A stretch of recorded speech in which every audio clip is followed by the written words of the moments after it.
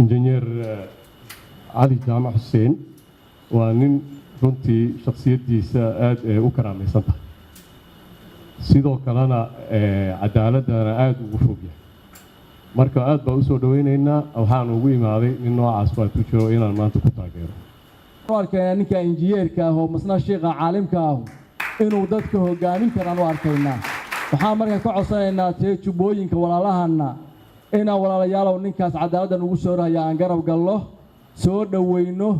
cadaalad isagana waxaan kula dardaarmaynaa waxaa weeye ilaahay baan qaldamin qofka bulu'aadka waa qaldami karaa laakiin waxaan qabaan inuu talada nin qaadanaya yahay cali jaamac xuseen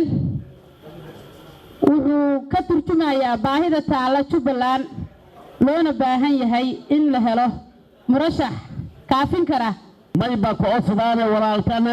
injineer cali jaamac xuseen lanki imaamniinka nagada lahaa inuu hogaamiye lahaa inuu ilaahay usuga dhaka waana dooradaana eedayeeda aan dooradaana haddii u necno bulshada Soomaaliyeed mayba sii sheegana mudane injineer musharax علامة على كيموت وعلامة إسلامك بني آدم كما يبقى لك آمن شروط رسولك عليه الصلاة والسلام هذا ما يبقى من لك موقتا لا الدين لا عقيدة إسرائيل الدين يمادي لما بدك تسوي ويا عرق ما بدك نحاش وقته ujeedada aan halkaan isugu nimidna ay tahay inaan danaynayno Jubbaland waa sognahay Jubbaland in muddo ah oo aad u dheer aan dhihi karo ayay waxay ku waafarisatay cadaalad darro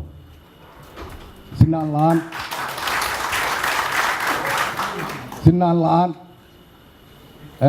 ismaamul la'aan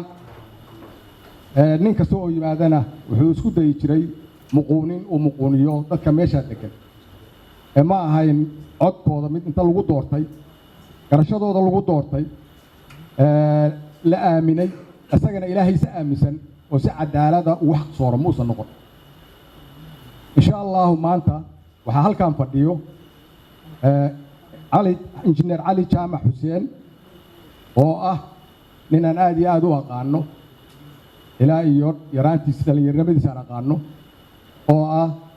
نين إلى هاي كبقايو ذاتكي سنة وجعل وناك سو وناك وجعل لي هاي وناك لا تجعل ذاتكي سنة ويا غارهان هير جبلان إن أنا هي مشارح وتاجن qabashada xilka madaxweynenimada